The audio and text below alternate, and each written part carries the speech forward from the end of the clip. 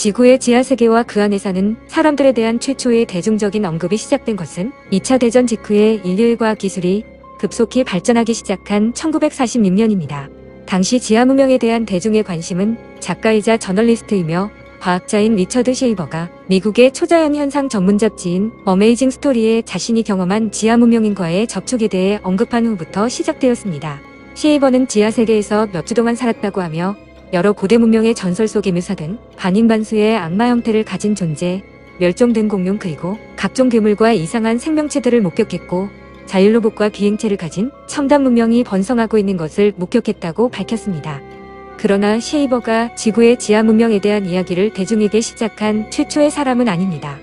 19세기의 작가 존 심스가 1820년에 출판한 신조니아, 1871년 에드워드 브러리튼의 브릴, 더 파워 오브 더 커밍 레이스, 그리고 1908년에 출판된 윌리스 에머슨의 더 스모키, 갓은 지구의 지하 문명을 소재로 다루고 있습니다. 그리고 1864년 소설가 줄 베른의 책 지구 중심으로 여행도 제목에서 드러나는 그대로 지구의 내부 세계로 진입하는 것입니다.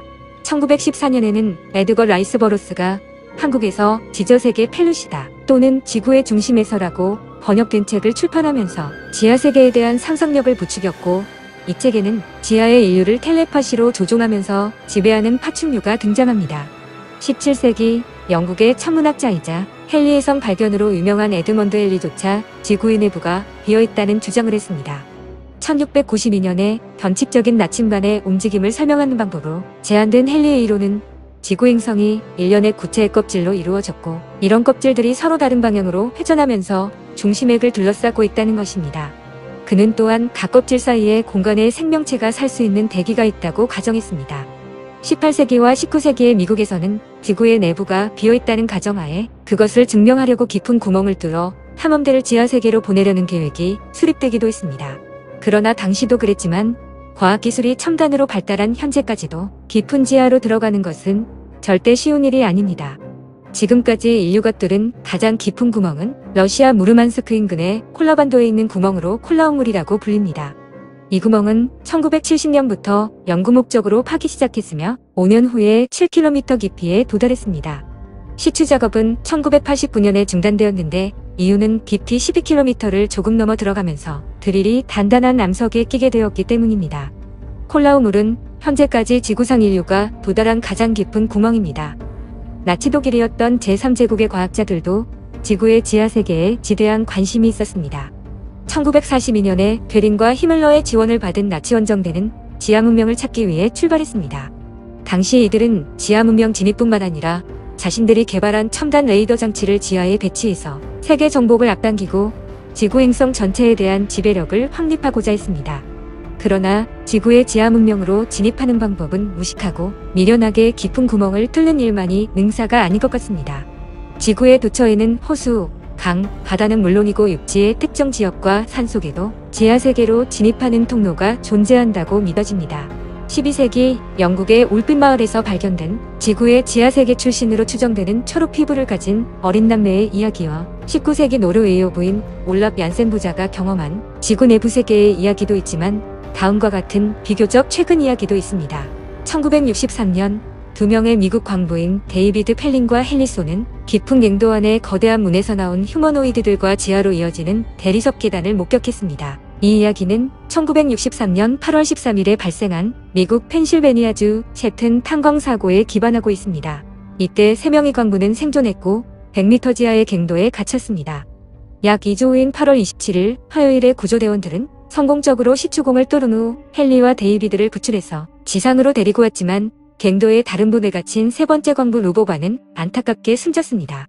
구출된 2명의 광부들은 자신들이 칠흑같이 어두운 갱도에 갇혔을 때 목격한 것들에 대해 진술서를 썼습니다. 자신들이 갱도에 갇힌 지 5일째가 되던 무렵에 갱도의 어느 부분에서 푸른빛으로 빛나는 거대한 문이 열리면서 우주복처럼 보이는 수트를 입고 조명이 비치는 헬멧을 쓴 2명의 인간형 존재들이 나타났고 그들의 뒤로는 아래로 하강하는 계단이 보였습니다.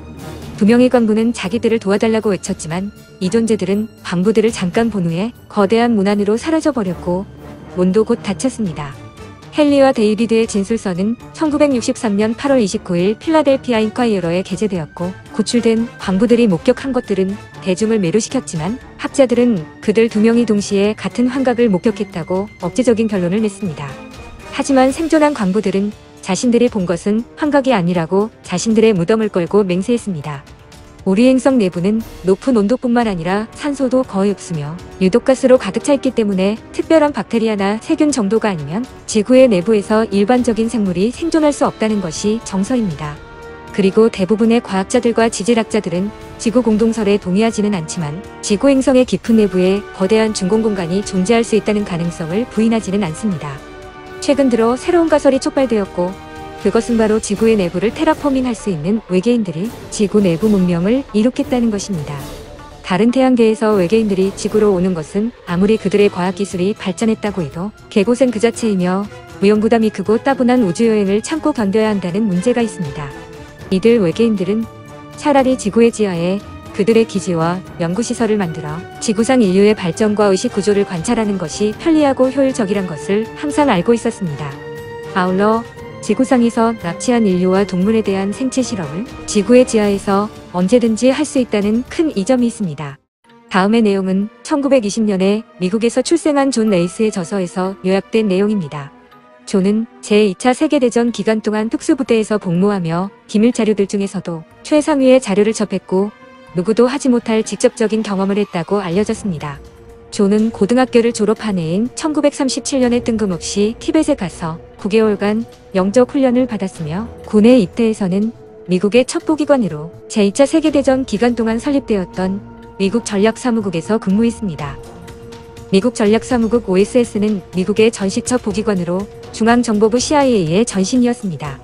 OSS가 설립되기 전 미국의 첩보는 국무부, 재무부, 해군과 국방부 등의 다양한 부서에 의해 수행되었습니다. 존은 제2차 세계대전 중에 영국 런던을 기반으로 프랑스, 독일, 홀란드에 있는 독일군 포로 수용소에서 연합군 포로들을 탈옥시키는 임무를 전문으로 하는 6인 특수부대팀을 이끌었습니다.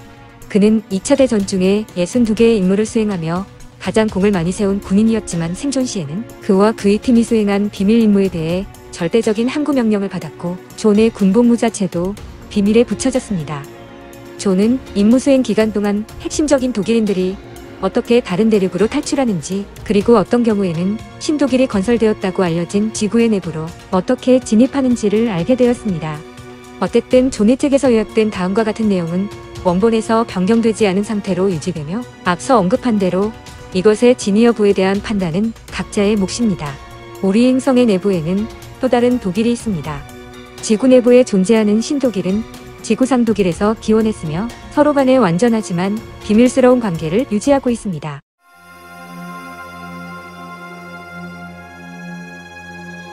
존의 저서에 의하면 이야기는 1572년 일부 프로이센과 바이에른을 포함한 작센, 코부르크고타 공국에서 500명의 독일인이 포르투갈 애국왕 세바스티안 1세에 의해 브라질용병으로 고용되면서 시작됩니다.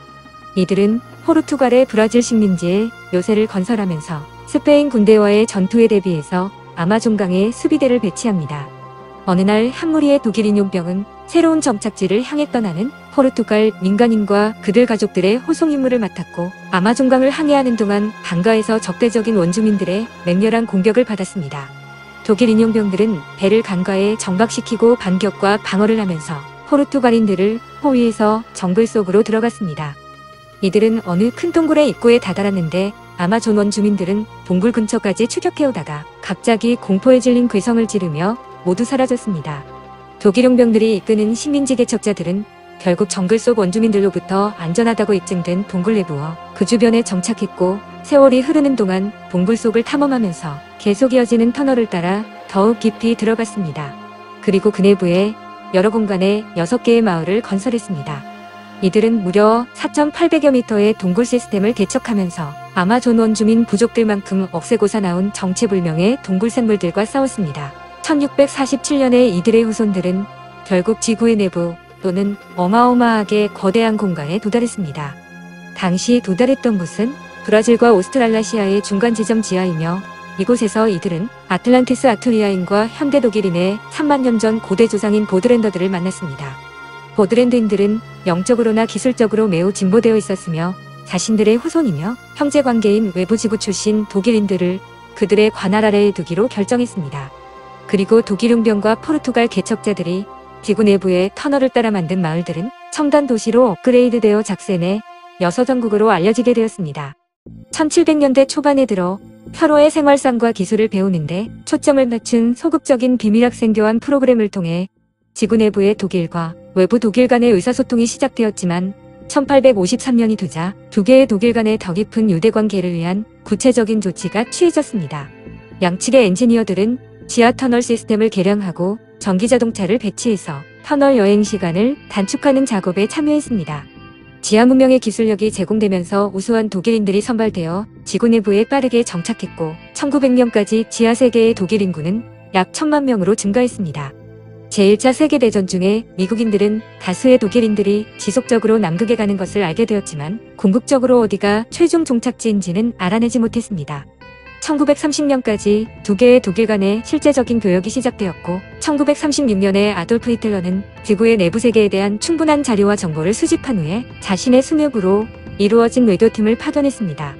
보드랜드인들은 나치 독일의 외교사절단을 영접했고 보드랜드의 지도자 역시 나치 독일을 답례 방문했습니다. 이때 보드랜드의 지도자는 히틀러와 그의 장군들이 준비하고 있던 전쟁 계획에 대해 강하게 경고하며 중지를 권했지만 히틀러가 주축이 된 제3제국에게는 씨알도 먹히지 않았습니다.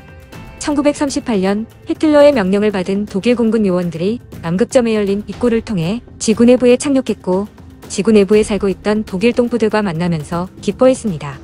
당시의 보드랜드 지도부는 지구 내부의 땅은 독일이 전쟁을 포기하고 지구 내부의 모든 인류와 평화롭게 사는 것을 조건으로 독일인들에게 부여될 수 있다고 밝혔습니다. 이 말을 전해 들은 히틀러는 전혀 좋아하지 않았지만 독일이 구소련을 침공해서 계속 쓴맛을 보고 있던 1943년 말이 되자 이 조건을 수락했습니다. 이어서 히틀러의 나치 독일과 보드랜드 순회부 간에 지구 내부의 독일로 새로 입대는 외부 독일인들을 감독할 30년 조약이 체결되었습니다. 1944년까지 전쟁으로 피폐해진 독일인들을 수용하기 위해 지구 내부의 독일에서는 대규모 공사가 진행 중이었습니다.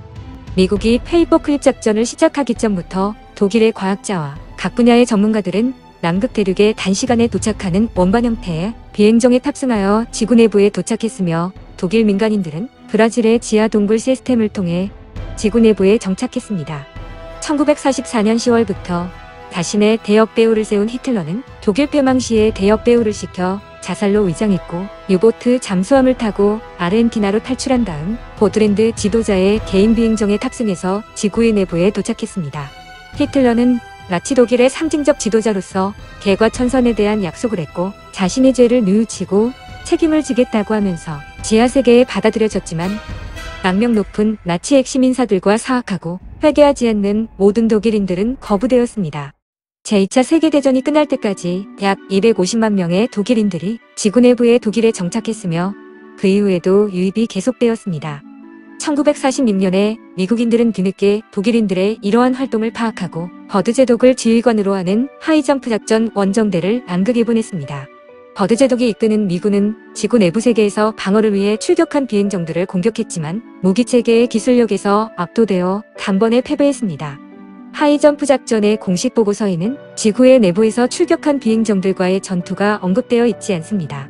그 후에 버드 제독은 무장 병력을 대동하지 않고 부기장과 단둘이 북극을 통해 지하 세계로 들어가서 지도자와 독대를 했고 버드 제독의 유명한 비행 일지가 만들어지게 됩니다. 지구 내부 문명이 가진 첨단 비행정은 지구의 전자기장으로 구동되며 둥근 날개나 둥근 형태를 가지고 있어서 외계의 비행 접시처럼 보이지만 외계인들이 타고 다닌 것과는 차이가 있습니다. 이 비행정은 지구 내부 문명의 지상 문명에 대한 군사 및 기술 우위의 핵심이었습니다. 비행정은 항자석 모터로 구동되며 어떤 방향으로나 시속 3만 마일의 속도로 추진할 수 있고 중력의 영향을 받지 않기 때문에 이륙과 비행 중량은 무제한입니다. 또한 레이저 공격 무기 체계와 에너지 쉴드 방어 시스템을 갖추고 있습니다. 이 비행정은 현재 지구 행성 내부에서 출현하고 있는 첨단 기술력을 가진 비행 접시의 원형이었으며 1975년부터는 선체의 금속 구조가 강화되어 자유롭게 우주 공간으로 여행할 수 있게 되었습니다. 지구 내부 문명인들은 이제 외계인들과 똑같은 비행 접시 기술을 보유하고 있습니다. 1948년에는 철저한 준비를 한 미국의 원정대가 단 한 대의 비행기를 사용해 출발했습니다. 지구 내부를 성공적으로 매핑하면서 많은 사진을 찍었으며 행성 내부에 살고 있는 다양한 인종과 접촉을 했습니다. 이들이 지구 내부에서 찍은 사진들 중에는 멸종된 공룡과 고대의 지구상에 서식했던 동식물들도 있으며 지구 내부 인류가 제작한 인공태양도 있지만 이런 모든 것들은 철저히 기밀로 유지되었습니다. 1965년 나사는 우리 행성 내부에 대한 완전한 세부지도 작성 작업을 시작했으며 1979년까지 5개 대륙이 지구 내부에 존재한다는 사실과 7개의 대양도 확인했지만 모두 기밀로 유지되고 있다고 알려졌습니다. 지구 내부에서 가장 큰 대륙인 아가르타는 북아메리카의 3배 크기로 33,000년 전에 금성에서 온 아투리아 아틀란티안들이 주로 거주합니다. 다른 대륙인 보드랜드에는 독일인들의 고대 조상인 3,600만 명의 보드랜드인들이 살고 있습니다. 1980년대에 들어설 때 5억 명이 넘는 사람들이 지구 내부에 거주하고 있었으며 그중 6천만 명이 독일인이었습니다. 1,800만 명이 신독일에 150만 명이 뉴베를린에 살았습니다. 뉴베를린은 공해가 없다는 점을 제외하고는 지구상 현대 도시의 모든 편의를 갖추고 있습니다.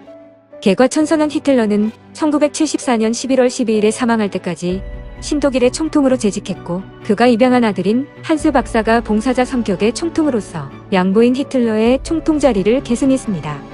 존 웨이스의 책에 언급된 모든 내용은 출판 연도인 1980년에 멈춰 있습니다. 그 이후로 지구의 지상세계에서는 구소련과 공산주의의 몰락, 동독과 서독으로 나눠져 있던 독일의 통일, 공산국가 준공의 발전과 같은 많은 일들이 발생했으며 지구상 인류의 의식구조 역시 발전했다고 보이는 반면 더욱 단순화되고 단세포적인 의식구조가 과거보다 심화된 양극화 현상이 진행되었습니다.